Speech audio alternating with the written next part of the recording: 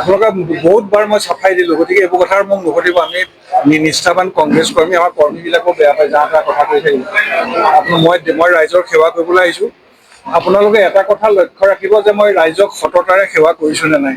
মই কোৱা কথাবিলাকত কেতিয়াবা ব্যতিক্ৰম ঘটিছে নেকি? বাকী ৰাজনৈতিক কথাবোৰ পাতি লাভ নাই। আপুনি এটা কথা কৈছে যে বিজেপিলৈ গ'লেও আপুনি সেইটো আচলতে তাৰমানে এই যে এন এই বুলিয়ে লিখে, এনে নট এপ্লিকেবল। আৰু আপোনালোকৰ সাংবাদিকবিলাকো চব মোৰ ভাই বন্ধু নহয় জানো? চবতো ভাই বন্ধু, সেইকাৰণে কিছুমান কথা কোৱা যায়। কেতিয়াবা কিবা কথাত যদি মই কওঁতে ক'ৰবাত কিবা এটা কেতিয়াবা শ্লিপ হৈ গৈছে, সেইবোৰ আপোনালোকে দেখুৱাই নাথাকিব। এনেই বিভ্ৰান্তি কৰি লাভ নাই। মই নাজানো, কৰিলে এতিয়া কি ক'ম?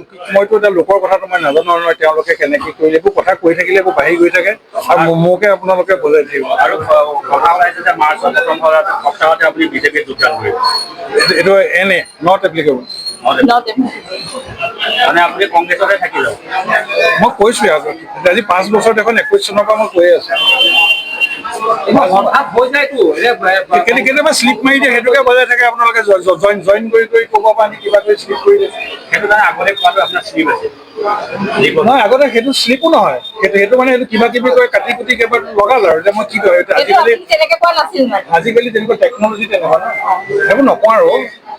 তিতাবৰতে মুখ্যমন্ত্ৰীগৰাকীয়ে কৈছে যে আপুনিও মুখ্যমন্ত্ৰীৰ লগত সঘনে যোগাযোগ কৰে। সঘনে যোগাযোগ নহয়, চাওক মই আপোনাক আগতেও কৈছো, মাননীয় মুখ্যমন্ত্ৰী গৰাকীৰ লগত আমাৰ সঘনে যোগাযোগ নহয়। যেতিয়া আমাৰ দৰকাৰ হয় ৰাইজৰ স্বাৰ্থত আমি তেখেতৰ ওচৰলৈ যাওঁ।